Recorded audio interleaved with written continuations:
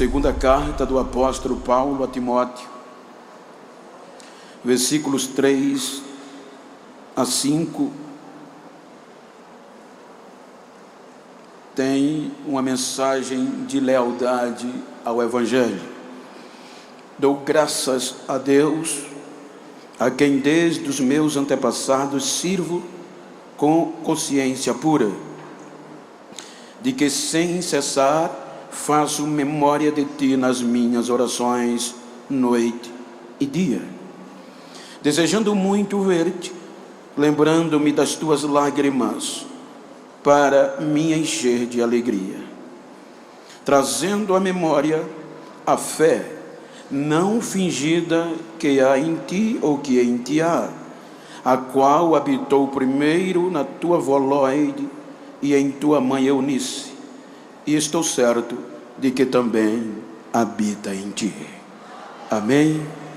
Queridos, quero tomar por base esse texto para trazer-lhes uma mensagem estimulativa com base na fé. Quando nós analisamos o contexto da frase fé, no original hebraico se chama emunar. A palavra emunar, ela está interligada com David.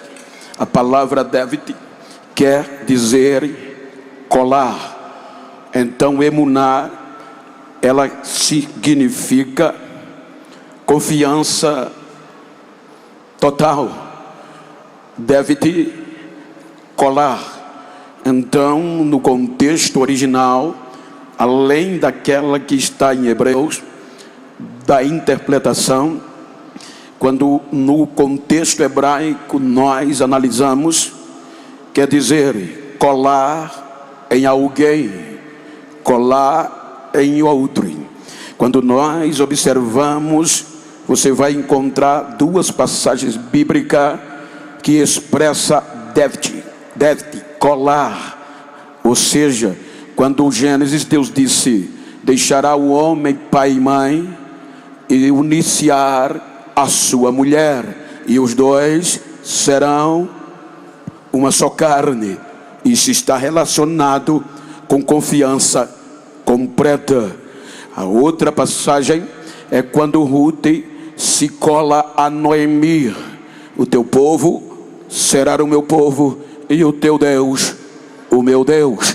Ela cola a Noemi. Quando nós analisamos o contexto da fé, ele começa de forma universal. O escritor aos Hebreus, ele faz menção do capítulo em apreço, de dizer que a fé, ela começa de forma universal, mas aí ele vai destacar alguns personagens. A geração de Adão é colada por Deus. Veja que Deus sempre quer confiança a ele. No contexto do colar, aqui é Deus, colar a alguém que não decepciona. Então a Bíblia no Gênesis mostra que pela fé Abel, no contexto nominal, individual, geracional, começa com Abel, ofereceu sacrifício. Pela fé Enoque foi transladado. Pela fé Noé foi divinamente avisado das coisas que não se viam. Observem que Deus sempre buscou uma geração para confiar nele e se aproximar. Você vai observar que a geração de Noé termina no capítulo 11 do Gênesis, quando a proposta de Deus era a fé ser universal. Porém, vem a decepção. A geração universal, por meio da descendência de Noé, se afasta de Deus. Aí o capítulo 12 do Gênesis é o quarto personagem, quando a fé vai individualizar coletivamente em um povo, em uma nação, até a fé do capítulo 11 do Gênesis foi perdida, e agora os imundos vão entrar no esquecimento na ótica humana, porque o quarto personagem, pela fé, Abraão foi chamado e creu. Então agora Deus vai reservar a emunar, a fé, ao único povo, os judeus descendente de Abraão. Pode analisar que o termo fé não entra mais de forma universal até certo ponto. Vejam que a sequência de personagem no contexto da fé de Hebreus, a partir do quarto personagem, está voltada só para os judeus. Todos os personagens depois de Abraão são judeus. Então Deus vai colar a ele o único povo pela fé que confiasse completamente nele. Vejam que agora a fé entre os judeus, ela vai ser cultivada, e a forma geracional entra em evidência, porque esta fé vai ser impregnada na mente de uma geração vai e a outra geração vem. Então Deus vai trabalhar no contexto da umunar, a fé, ou seja, deve colar judeus a ele. Por esta fé, os judeus iam conquistar a terra e voltarmos a Deus. Quando nós analisamos o capítulo 2 aos Efésios, Paulo diz que nós, gentios, pelos judeus, éramos tratados como imundos, que eles não poderiam nem conversar com a gente, estarmos fora de toda a aliança e promessa de Israel. Então Deus vai trabalhar na fé com os judeus. Quando vem Moisés, um personagem de fé, vem a lei, e pela lei a fé começa a se preocupar com uma nova geração, porque diz o contexto cultural que os judeus, eles tinham o dever de impregnar esta fé em uma nova geração. A partir dos 5 a 6 anos de idade, era dever de um pai judeu colocar esta fé na mente, no coração da criança. Por isso que Provérbio 22:6 ensina o menino no caminho que se deve andar, até quando ele envelhecer, não vai perder esta fé. Contextualizando, observem que a partir dos 6 anos, por exemplo, eu tenho um filho judeu, exemplo, sendo eu hebreu, judeu. Então, com 5 a 6 anos, é o meu dever chamar o meu filho e impregnar a lei, a fé, porque para ter fé, você primeiro tem que conhecer. Para crer, você tem que primeiro conhecer. Então era obrigação dos pais impregnar na mente, no coração da criança, a fé em Deus, colar em Deus, confiar em Deus. Aí eu chamo meu filho, no contexto cultural, é chamado de Beit Talmud. O Beit Talmud é o período, a palavra Beit quer dizer casa, a palavra Talmud quer dizer instrução, conhecimento. Então, dentro de casa, eu ia impregnar na mente desta criança a fé em um único Deus, o Deus de Abraão, o pai da fé, o Deus de Isaac e o Deus de Jacó. Então, até aos 12 anos, eu ia colocar na mente, em casa do meu filho, a fé em Deus, tudo voltado para ele confiar completamente em Deus. Depois dos 12 anos, ele era levado para Abu Mitzvah, diante de mestres, escribas da lei. Eles agora vão ter o dever de aguçar a mente deste jovem judeu mais profundamente, porque com 12 anos termina o Beit Talmud, as primeiras instruções. Agora, de 15 anos para frente, vem o Beit Midrash. Midrash ou Beit Midrash é um ensino mais acurado. A palavra hebraica Midrash, porque toda palavra hebraica tem uma raiz, é Derash. Então o Beit ou Midrash ou Derash quer dizer pesquisa, conhecimento. Então agora a fé vai ser colocada no jovem, adolescente. Começa na criança, passa pela adolescência e vai tomando a mocidade. Na adolescência, 15 anos. Agora, diante dos mestres, eles vão aprender o contexto da fé, pesquisada em toda a Taná, em todo o Velho Testamento, além da Torá, os 5 primeiros livros.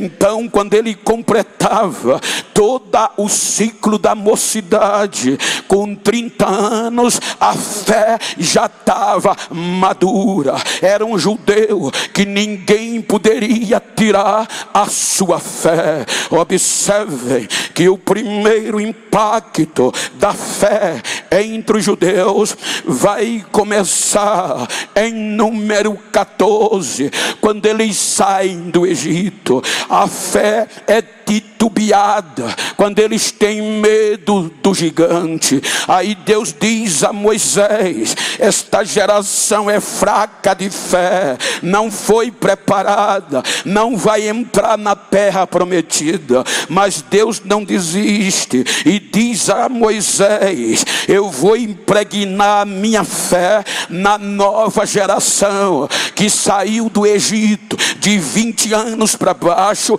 e os que cresceram e nasceram no deserto. Aí veja que vem o livro de Deuteronômio. Deuteronômio no original é segunda lei, segunda chance no nosso vocabulário. Então Deus vai impregnar a fé em uma nova geração para colar nele, confiar nele. Esta geração entra na terra prometida pela fé. Esta geração vê as muralhas de Jericó implodir pela fé. Esta geração vê o Jordão se abrir pela fé. Era fé na confiança em Deus. Aí vem capítulo 2 de Juízes. Essa geração de fé morre Josué. Diz o escritor que vem uma nova geração sem fé, não conhecia Deus e nem os seus milagres, então vão se afastar de Deus. Juízes capítulo 21, versículo 25, eles se afastam, judeus perdem a fé. Naqueles dias eles estavam sem rei, sem líder, e cada um fazia o que queria. Aí Deus não desiste, vai chamar uma nova geração, a geração de Davi. A geração de Davi entra no cenário confiando em Deus por meio da adoração. Ele traz a glória, ele traz o louvor, ele traz o crédito aos judeus pela fé. Então observe que Davi vem uma nova geração, e esta geração de Davi perde a fé. Jeremias 52:13, queimaram o único lugar de culto dos judeus. Nabuzaradã queima o templo, queima a casa dos reis, queima a casa dos nobres e destrói Jerusalém.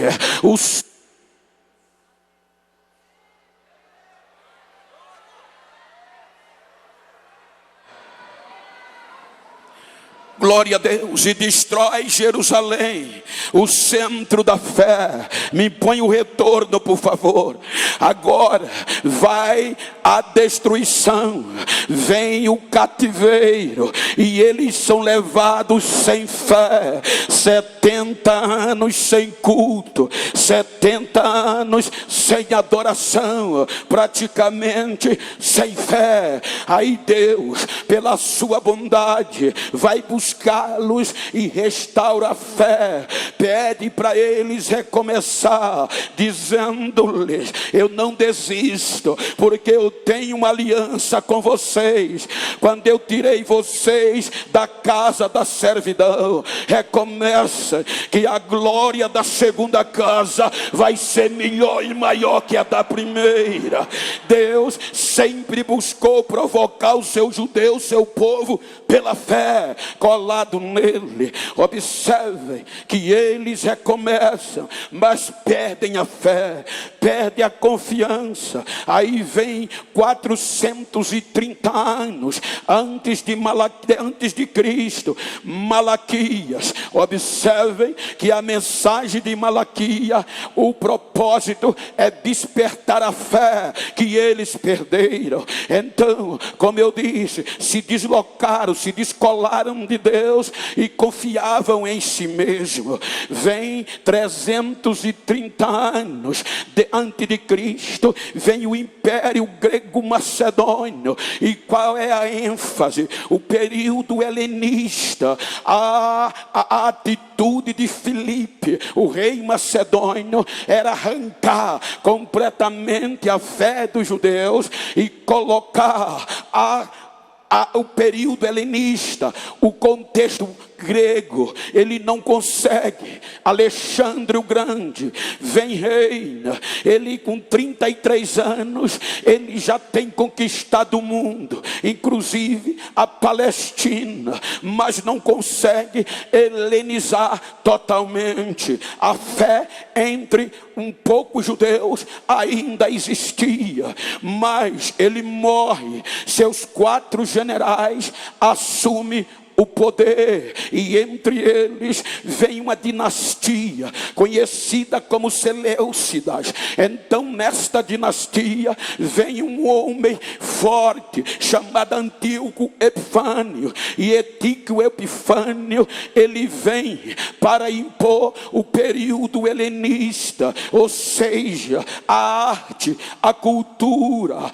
a língua, tudo que consistia era se basear no grego, e com isso vai acabar com o restinho de fé. Ou seja, ele agora, para humilhar a fé dos judeus, a história diz que ele sacrifica um animal imundo, uma porca, no templo de adoração de Deus. E com isso ele impõe que todos os judeus adorem a Zeus, o deus grego do Olimpo. Então agora a fé dos judeus é massacrada.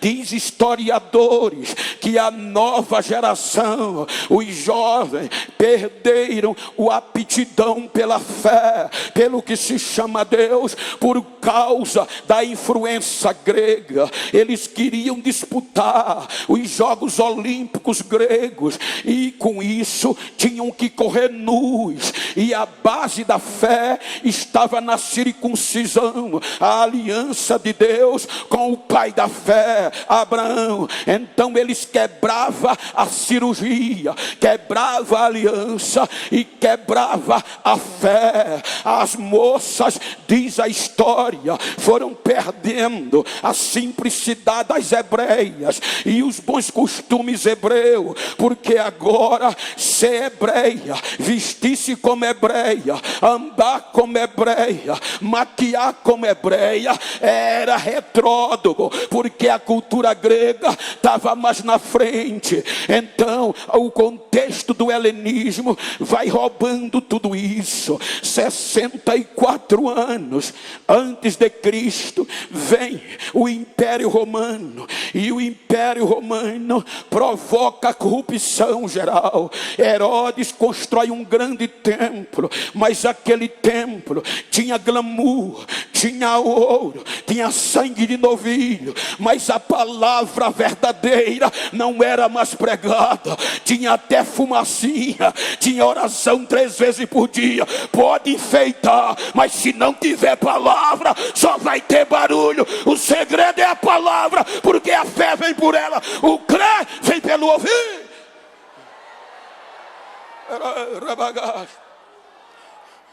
A fé foi dizimada. A corrupção toma conta.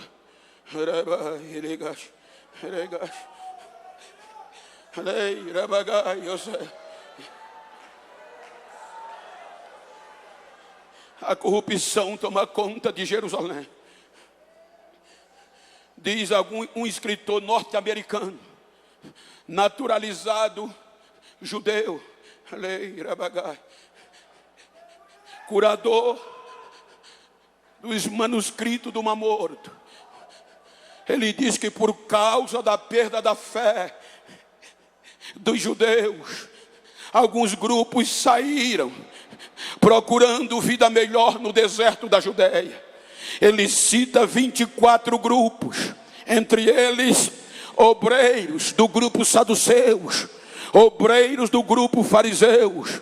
Ele cita que também interesseiros, falsos profetas, interessados nas ofertas do povo, diziam: venham, deposite o que você tem, e a gente vai dar o melhor a vocês. Com isso, o deserto da Judéia, no Engedi, oásis, se torna um centro de falsos profetas, um centro também de corrupção sem fé. É por isso que Lucas diz que a corrupção agora está em Jerusalém e também está no deserto, porque os judeus de Jerusalém nesse período dizia: e a Jerusalém, Jerusalém, olhar para a paz. Então eles acreditavam, Denis, que só em Jerusalém estava a santidade, só em Jerusalém estava a sabedoria, só em Jerusalém estavam os acadêmicos, só em Jerusalém estavam os mestres, só em Jerusalém estava a inteligência. Então eles não acreditavam que Deus fosse dar esta fé a um outro povo, era privilégios deles. Então eles diziam: quanto mais longe você mora de Jerusalém, menos santo você é, menos inteligente, menos sábio você é. Então morar fora de Jerusalém não era bom. Daí vem 180 quilômetros de Jerusalém a Galileia. Pode vir alguma coisa boa de longe para Jerusalém? Vem não, tem direito não. Aí vem no deserto, quando Lucas diz que nos dias que o imperador de Roma era forte, o governador da Judéia era Pôncio Pilato, o sumo sacerdote era Anás e Caifás. A corrupção pegou Jerusalém, pegou a cúpula política e pegou o deserto. Mas no deserto, na margem do Rio Jordão, disse o que? Sem glamour, sem outdoor, sem seguidor, aparece João Batista pregando a palavra genuína e dizendo: arrependei-vos que é chegado o reino de Deus. Ou seja, não era uma palavra inédita. Isaías já tinha pregado, Malaquias já tinha pregado, mas não importa que seja a mesma mensagem, o que faz a diferença é a unção e é a graça que está nela. É a unção e a graça que está nela. Desperta a fé nos judeus, porque o último lugar que eles viram Elias foi na margem do Jordão. E João Batista surge lá. Aí a fé volta. Elias voltou. O fim do mundo. Aí eles iam para a margem do Jordão. Pela fé, confessavam os seus pecados. E eram batizados.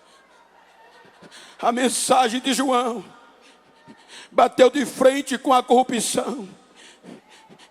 Bateu as cinco regiões: Judeia, Galileia, Treconites, Indureia. Então ele vai impactar. Aí diz a Bíblia que o rei da Galileia, filho de Herodes, mandou prendê-lo, porque ele tocou na ferida dele.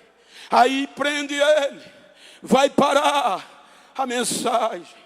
Quando João foi preso, vai chegando na fronteira, a última cidade da Galileia, Naim, o anônimo, Jesus. E Jesus veio para restaurar a fé dos judeus. Então Jesus vai entrando em Naim, e vem saindo uma viúva no funeral, o menino morto, João Batista preso, não vai ter mais esperança. Aí Jesus para o funeral, toca no esquife, e o menino volta a viver, devolve a sua mãe. E agora a notícia corre e chega aos ouvidos dos discípulos de João. Eles correm para a prisão e dizem: João, a mensagem que tu pregava não parou, porque agora no deserto, no Jordão, surgiu um pregador maior que ti, João. Ele, além de pregar, tu só prega, mas ele, além de pregar, ressuscita os mortos, expulsa os demônios, e as enfermidades vão embora.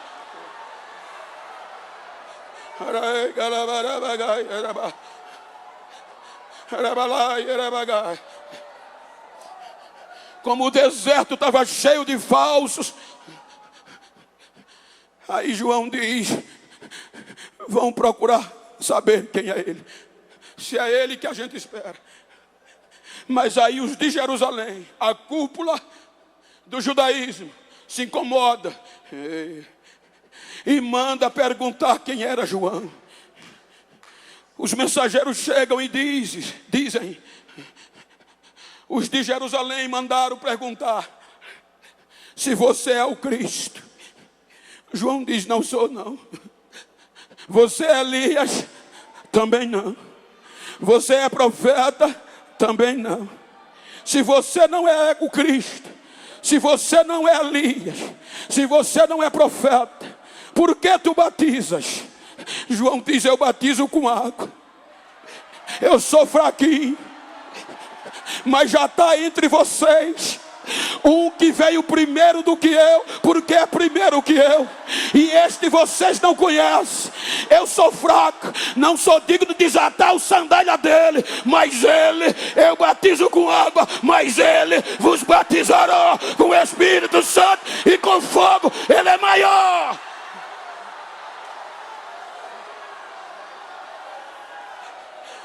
Ele prega o evangelho,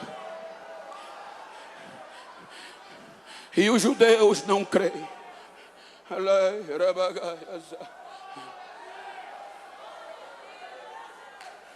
Os judeus rejeitam a fé,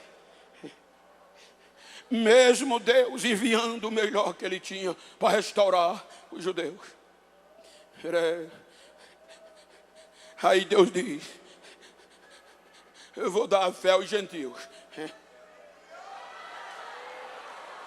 Eu vou dar um presente aos gentios. Por isso que quando Paulo escreve aos gentios de Éfeso, ele diz: pela graça, é um dom, é um presente de Deus. Mas os judeus não acreditavam. Matam Jesus. Terceiro dia foi cantado aqui, ele volta a viver. Ele volta para o Pai. Deixa eu sintetizar para não passar do horário. E diz: Pai, Eu disse à minha igreja que agora não ia ser mais privilégio só de judeus.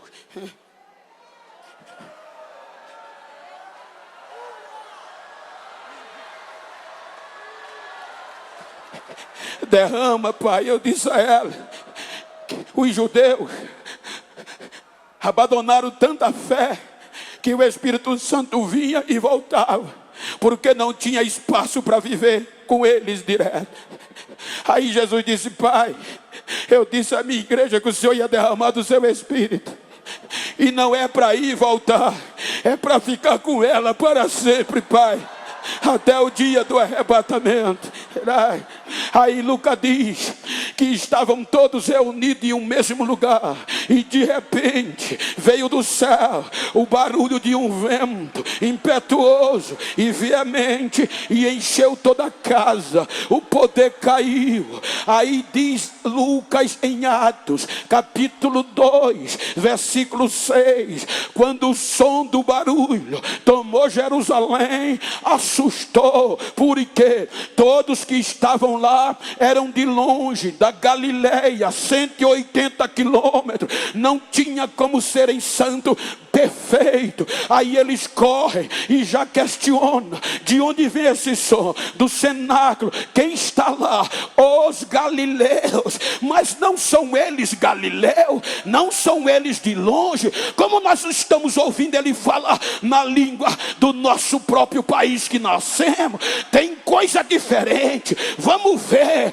Quando viram eles, analfabeto, de longe, cheio de graça, de fé e de poder, começaram a maravilhar-se e a dizer: Pedro, irmãos, o que é que a gente faz para ter isso também? Aí Pedro diz: arrependei-vos e sejam batizados em nome de Jesus para a remissão de pecado, porque a promessa diz a respeito a vós, porque disse Deus: nos últimos dias derramarei do meu Espírito sobre toda a carne. Os vossos filhos, as vossas filhas profetizarão, os vossos jovens terão visões, os vossos velhos sonharão sonhos, até os escravos e as escravas vão profetizar. Esta promessa diz respeito a vocês, aos vossos filhos, e a quem está longe também, e a quem Deus chamou. O poder vem.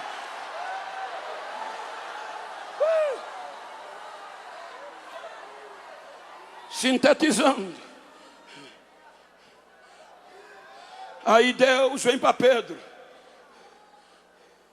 Judeu, nem Pedro acreditava que nós fôssemos impactados pela fé. Pedro está orando, meio-dia tem fome. Aí Deus desce um lençol preso pelas quatro pontas, e dentro tinha todo tipo de animais, imundo, incircunciso, simbolizando a gente. Aí Deus disse: Pedro, levanta, mata e come. Não, Senhor, nunca coloquei nada imundo na minha boca. Segunda, terceira vez, ele não acreditou que a gente fosse entrar. O lençol é recolhido.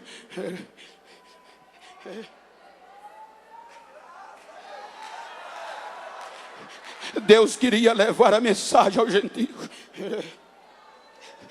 E já que os judeus abandonaram, eu vou impactar os gentios pela fé, por meio da fé.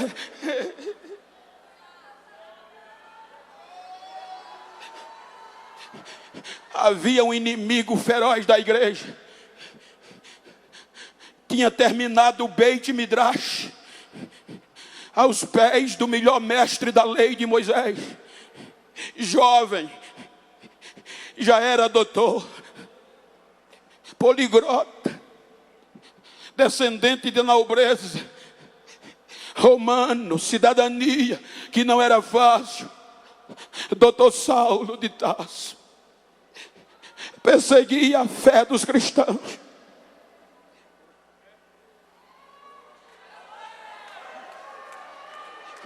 Doutor Saulo era o cara. Nesse período, Havia o hebraico, aramaico, grego e latim. O hebraico era a língua dos doutores, do litúrgico, porque do cativeiro o aramaico se tornou língua popular. O latim era a língua do império.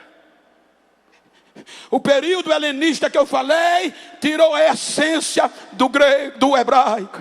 Só os doutores. E Paulo tinha a igreja de Cristo e Cristo como Zé Mané, de longe, da Galileia, de Nazaré. Ele sabe que agora a fé chega no meio dos gentios.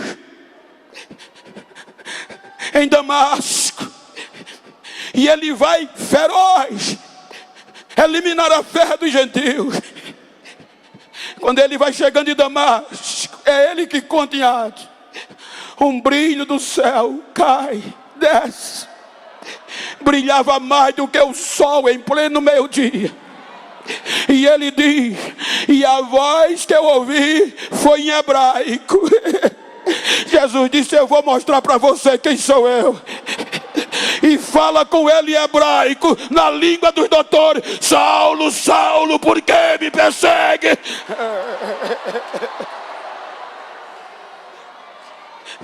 Ele é salvo para levar a mensagem aos gentios.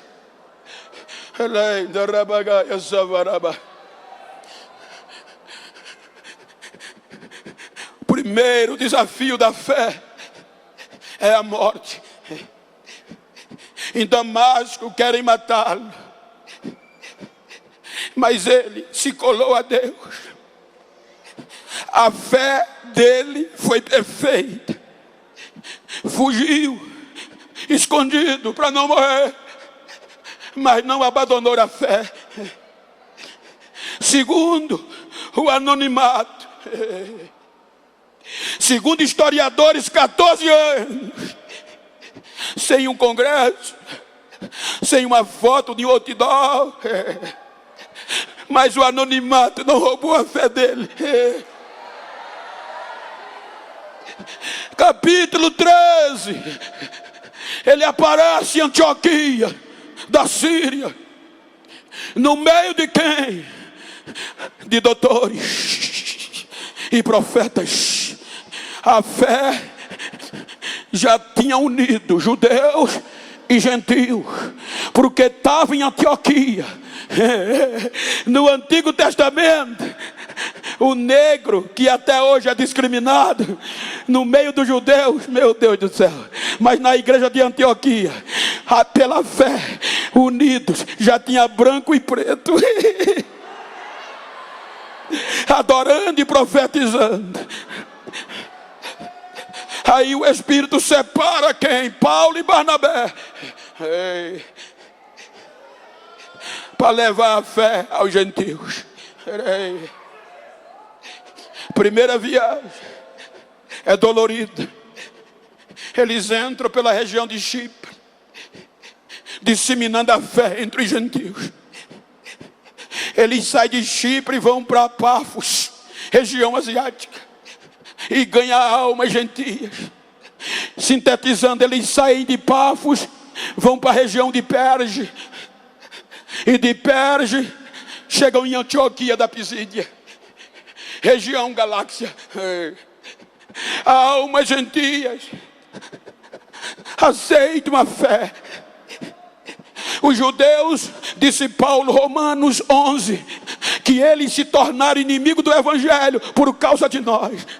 E aonde a fé era disseminada, eles tentavam dissuadir. Aí Paulo vai de Antioquia da Pisídia, me ajuda aqui baixinho, tecladista, para a região licaônica.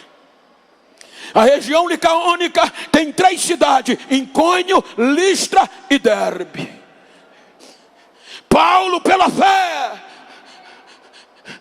vai enfrentando expulsões, vai enfrentando desafios, mas não desiste. chega em Icônio, prega a fé, e gentios aceitam a fé. 1000 quilômetros de Jerusalém, a fé já está sendo disseminada. Expulso de Icônio, prega em Listra e prega em Derbe. Quando ele prega em Listra, ele vê um homem aleijado que tinha fé para ser curado. Ele diz: em nome de Jesus, pela fé levanta.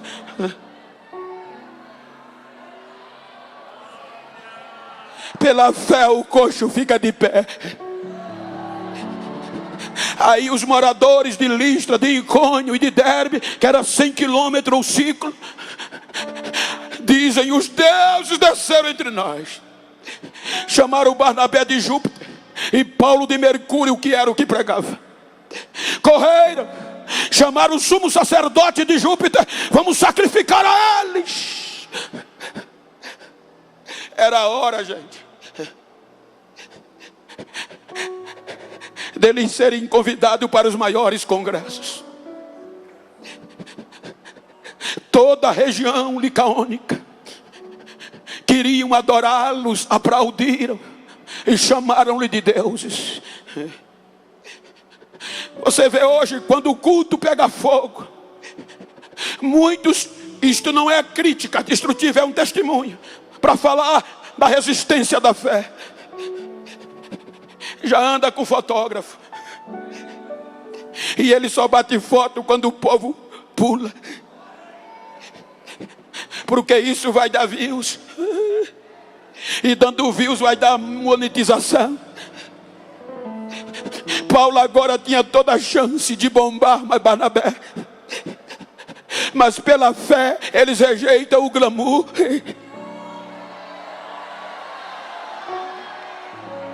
e começa a levantar a mão e dizer: gente, faça um negócio desse não, a gente só é servo. O milagre que esse homem teve foi por meio da fé, e quem faz não é a gente, é o Deus que a gente serve por meio do seu Filho Jesus.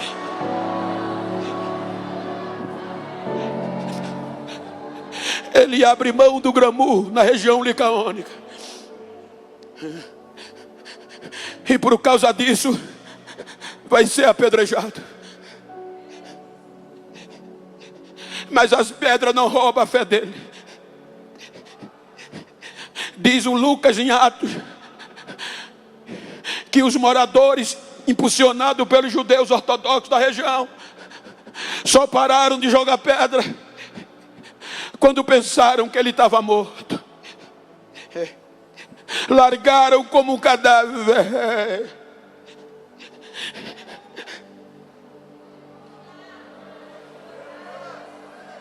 Tinha tudo para desistir da fé. Só expulsões, apedrejamento e chicotadas. E hoje a gente quer desistir da fé porque não concorda com alguma coisa. Hoje a gente muda de ministério, de galho em galho.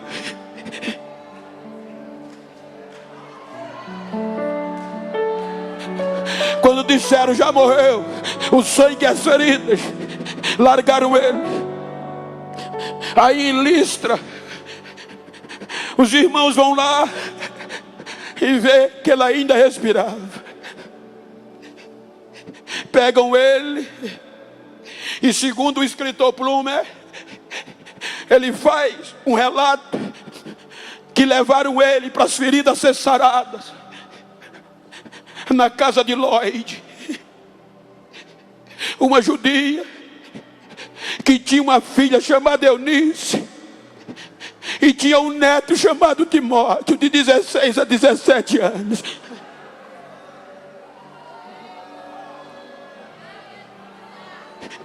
Enquanto Lloyd e Eunice conheceram a fé cristão por meio de Paulo e das suas feridas, você não vê Timóteo. Mas enquanto o sangue de Paulo corria e as feridas abertas, a fé entra no coração daquele adolescente. Como pode? Hoje quem inspira são os que estão na fama. Agora ele vai ser inspirado pelo sangue e as feridas do apóstolo. A fé vem. Capítulo 15, Paulo volta para Jerusalém já sarado, defende os gentios. Capítulo 16, vou passar um pouquinho do meu dia. Ele faz a segunda viagem. Quando ele faz a segunda viagem, volta pelo mesmo caminho da primeira, fortalecendo os irmãos com a decisão dos apóstolos, que ninguém pode impedir a fé dos gentios, porque Amós já tinha profetizado. Quando ele chega em Icônio, cerca de 2 anos depois, Timóteo com 17 anos, os irmãos de Icônio disseram: Paulo, vou conjecturar, lembra daquela pregação ilícita? Lembra do teu apedrejamento, das tuas feridas? As tuas feridas gerou um jovem na fé, e ele está pregando a fé de Icônio a Derbe, 100 quilômetros. Ele está pregando a fé que aprendeu de ti. Aí Paulo disse: quero conhecê-lo. E conhece ele, e viu que ele era bom. Reuniu os presbíteros e o ministrou sobre ele a fé e o Espírito. Colocou ele na comitiva, e agora ele vai andar com Paulo, Silas, na região da Frígia. Na região da Frígia, Paulo não prega, se hospeda na região marítima de Troade. De Troade ele tem uma visão para ir para a Europa, região Macedônia. Ele vai. A fé explode em Filipe. Uma empresária do ramo do tecido aceita a fé. Uma grega endemoniada aceita a fé. E por causa da fé, Paulo e Silas é preso, Timóteo não. Chicotes, grilhões, mas a fé não é abalada. Pela fé, o carcereiro e a sua família aceitam a fé. Paulo é expulso com Silas e vão para a região da Caia, Anfípolis, Tessalônica, Corinto, e estabelece uma igreja. E Timóteo com eles. Terceira viagem, Paulo pega Áquila e Priscila e volta para Antioquia, em Jerusalém. Passa em Éfeso, estabelece uma igreja e se torna a principal igreja da Ásia. Precisa voltar para Macedônia. Agora Timóteo tem 23 anos. 6 anos vendo a fé de Paulo, aprendendo aos pés de Paulo. Aí Paulo diz: eu preciso ir para Macedônia, sair da Ásia para a Europa. E quem eu deixo como pastor?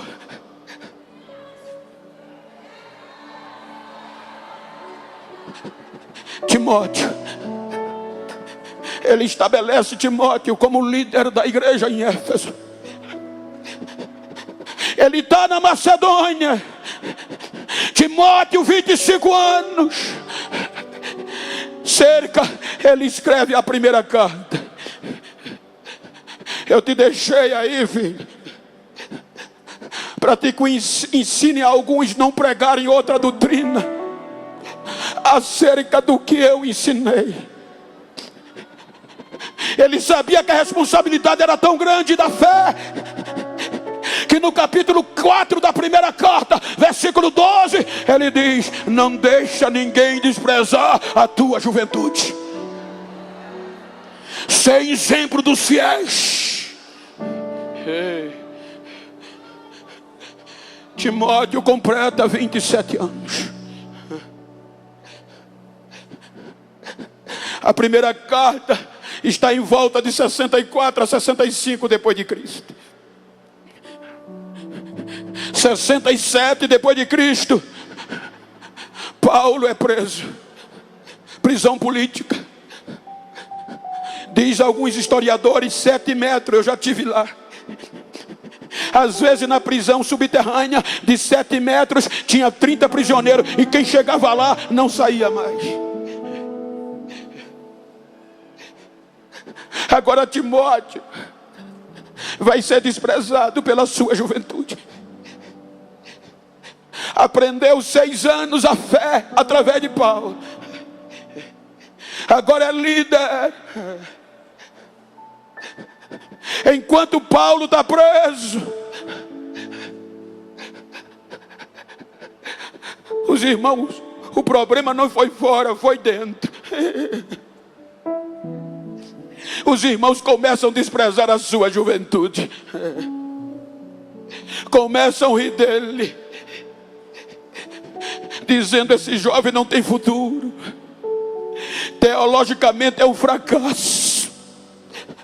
Alguns obreiros diziam: ele só está aí porque Paulo o empossou, mas merecimento ele não tem. Reunia grupo de irmãos depois do culto e tirava a fé dos irmãos, culpando Timóteo. A fé do jovem é abalada. E quando a fé vem, ele tem medo. E o medo é um sentimento de insegurança. Quando o medo bate, ele sente vergonha. O meu mestre prega a fé, mas só vive preso e apanhando. Pregar a ressurreição de Cristo é vergonha. Vou desistir, vou parar.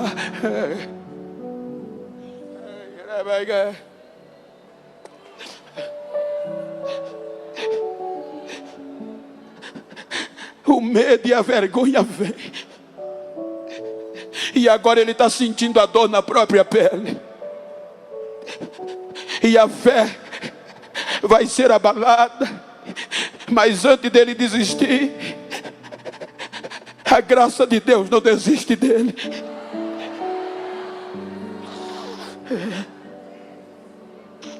A graça de Deus vem no fracasso.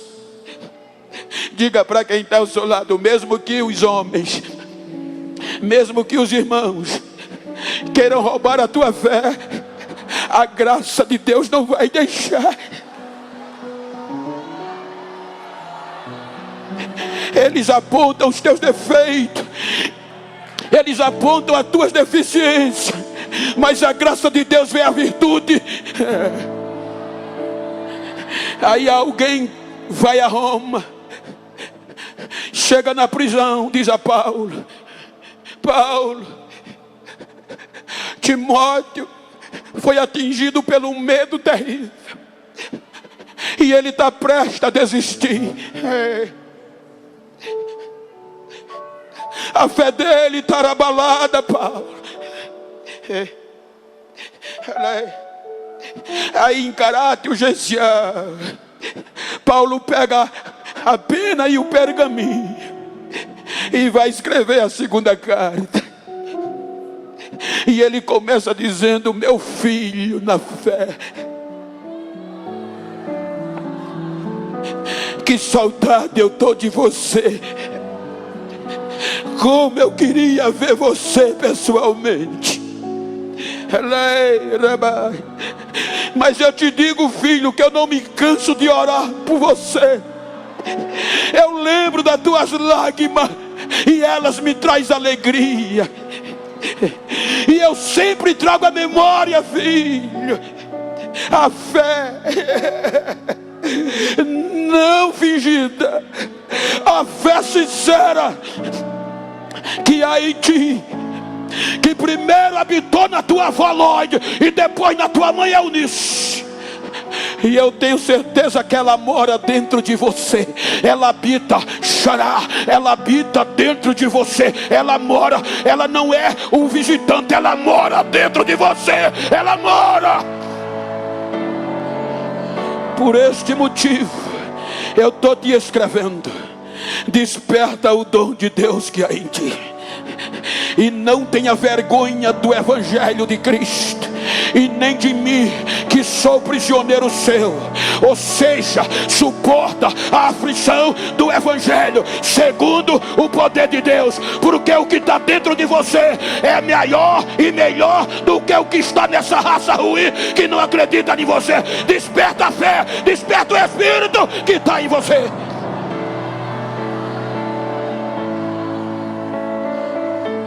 Eu não vim pregar para super-heróis nesta manhã. Eu não vim pregar para super-crentes. Quantas vezes não dá vontade de desistir? Tem dias que eu bato a cabeça na parede. Não aguento mais. A maioria das vezes, quando eu chego no aeroporto para pegar o próximo voo abatido, vem alguém chorando, me abraça em lágrimas. Você é minha inspiração. Aí pela fé eu não desisto.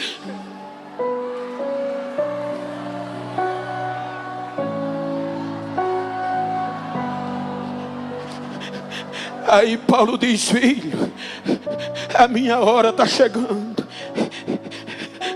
Eu estou sendo oferecido por sacrifício de libação, mas eu combati um bom combate, Timóteo. Eu acabei a carreira e guardei a fé. Agora é com você, filho. Essa raça ruim vai sempre existir. Vão vir querendo só ganhar dinheiro da igreja. Vão pregar o que a igreja quer ouvir. E a igreja vai entrar nesse mistério e vai querer ouvir, porque a verdade da fé vai ser comichão. Mas continua pregando a verdade que eu te ensinei. Não se vende, não se dobra.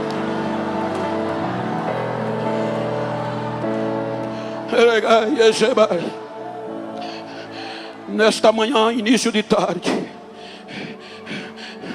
eu disse que eu não estou pregando para super-heróis. Eu recebo ligações, eu recebo desaforo. Olha que coisa linda. Timóteo, os judeus diziam: fora de Jerusalém a fé não subsiste. A 1000 quilômetros, Timóteo conheceu a fé. É estimulado e não desiste. Quem acha em mim, quem não gosta que se mude. Diga para quem está ao seu lado: quem não gosta de você, quem quer tirar a tua fé, vai ter que se mudar, mas eu vou permanecer.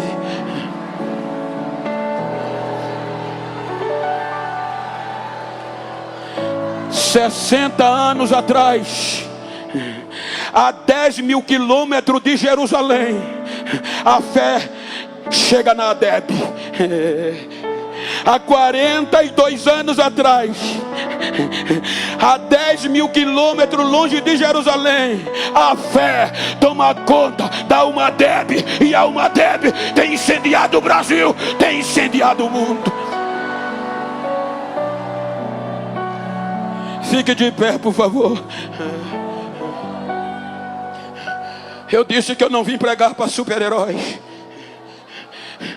Quando você lê Paulo escrevendo à igreja que Timóteo era pastor, ele está escrevendo para os gentios. Capítulo 2, versículo 8, ele diz: pela graça, vocês são por meio.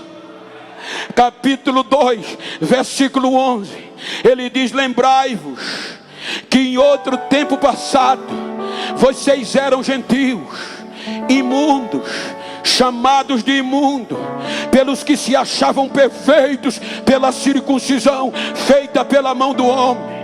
Versículo 12: vocês naquele tempo estavam fora das promessas, das alianças de Deus com os judeus, no mundo sem Deus, sem paz e sem Cristo. Mas versículo 13 ele diz: mas agora, pelo sangue de Jesus, vocês que estavam longe, já pelo sangue chegaram perto, e a fé tomou conta de vocês. Então, se você está perto de alguém que talvez desistiu e que quer desistir, vira para ele aí, se for do mesmo sexo. Se não for, procura ele, procura alguém. Me ajuda aqui, pastor Denis, por favor. Ei, Timóteo, Deus não desiste de você. Vira para esse crente que está perto de você, olhando para ele, diga: não quero nem saber como você chegou na UMADEB. Se só o caco, se só o bagaço, ameaçado e a fé abalada, diga a ele: dá para desistir, mas não. É pela fé, é pela fé que a graça não desiste de você.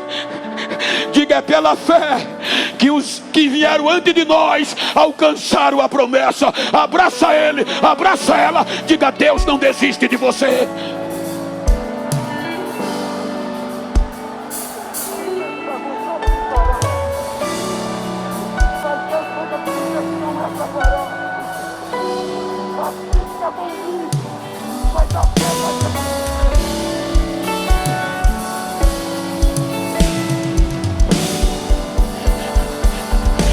Deus não desiste de você.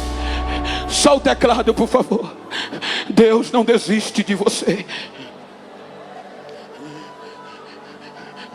Eu quero chamar aqui à frente aqueles que porventura desistiram. Ainda dá tempo recomeçar. Você não foi o primeiro. Cadê a primeira vida para recomeçar? Traz ela aí que está pertinho de você.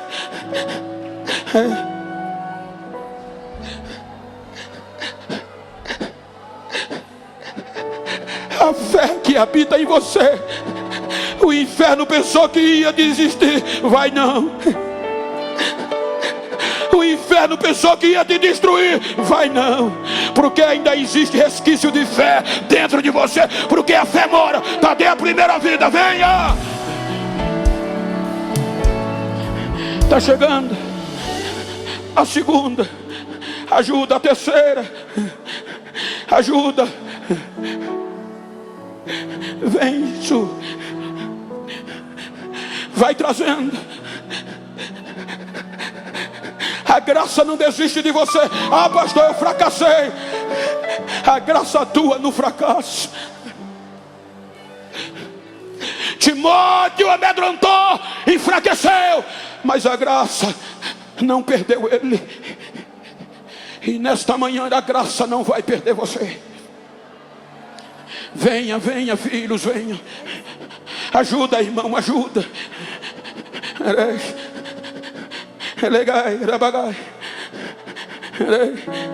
Eu recebo ligações de céticos reformados que diz que nós somos doidos.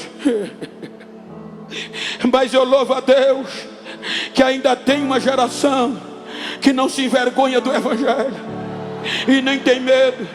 Eles me dizem: Bento, para de pregar a Bíblia. A nova geração quer saber de modernidade. Você pregando Bíblia, pregando fé, não vai ganhar eles. Eu digo é porque você não conhece a geração pentecostal do Brasil. Ainda tem uma geração. Eu vou continuar pregando Bíblia, eu vou continuar pregando graça, eu vou continuar pregando fé, porque ainda tem uma geração que não tem vergonha da Bíblia, que não tem vergonha de pular, que não tem vergonha de dar lugar, que não tem vergonha de ser cheia.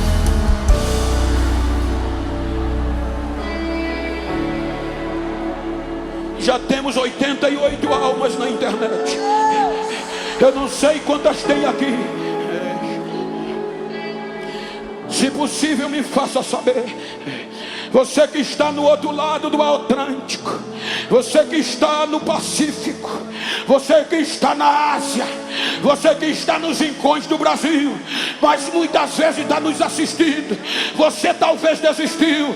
O inferno disse: ela não volta mais, ele não volta mais. Mas nesta manhã o Espírito mandou te dizer: ele não desiste de você. Ainda dá tempo, vem.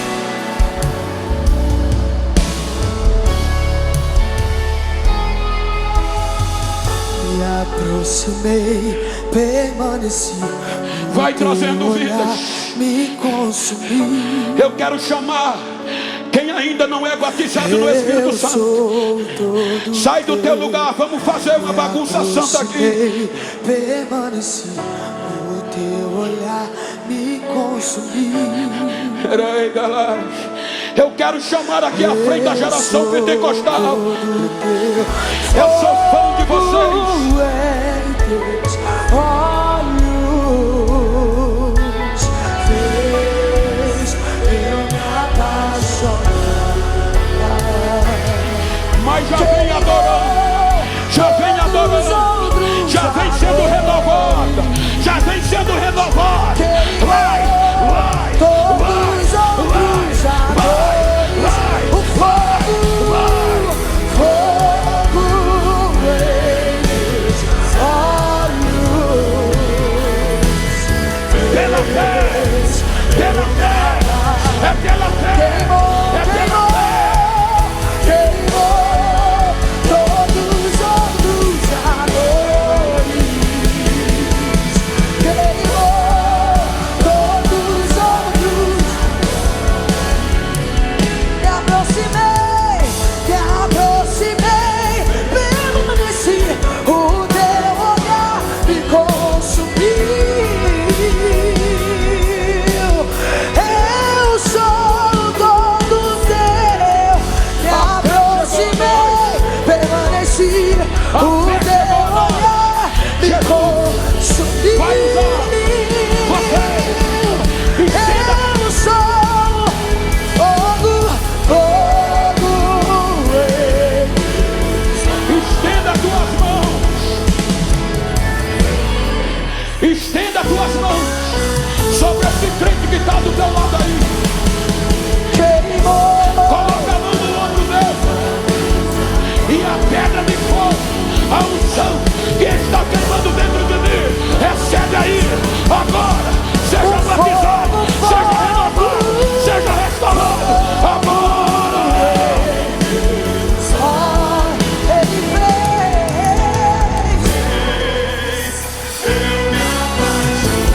Queimou, queimou, queimou todos os outros amores.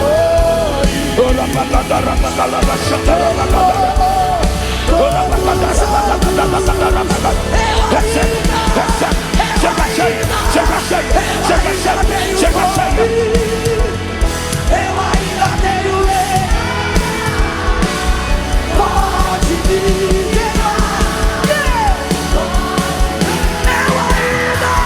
Eu ainda tenho fome. Eu ainda tenho lei. Pode me. Vamos jogar nele.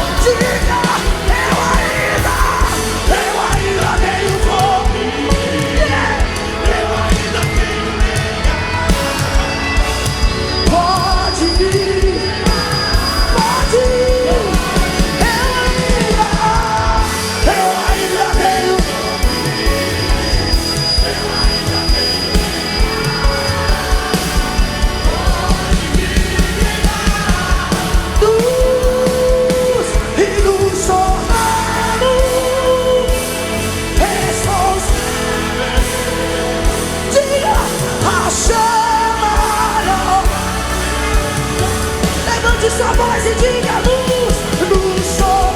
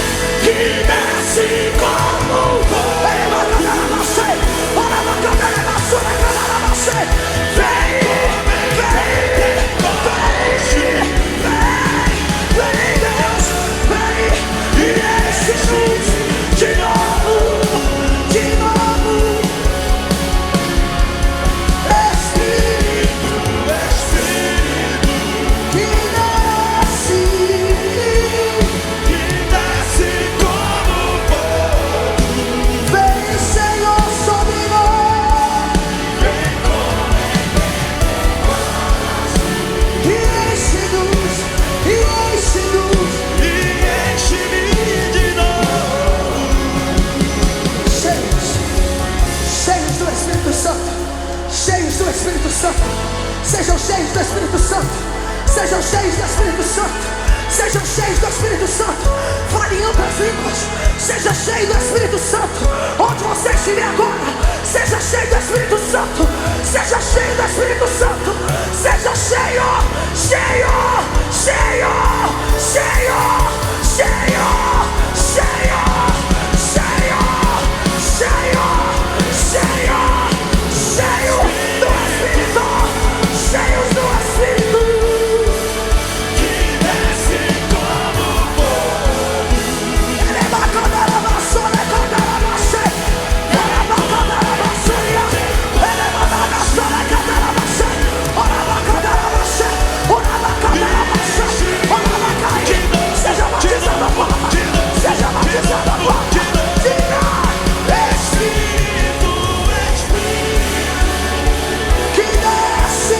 Aqui é uma dele. Vem sobre nós.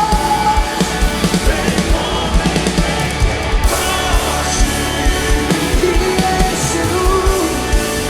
E enche-me de novo. Diga Espírito.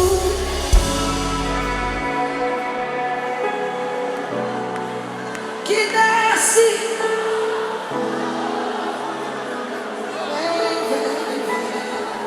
Vem como. E desce, vem Jesus. E enche. Diga Espírito.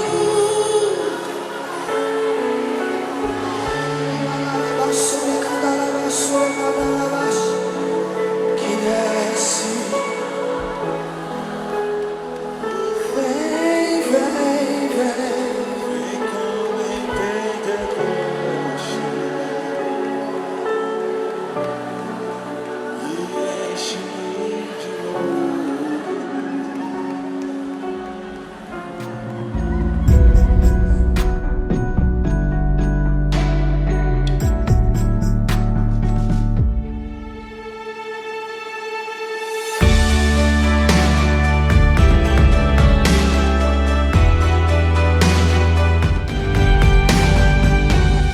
Na UMADEB, Jesus Cristo é o centro e todos são bem-vindos. Participe!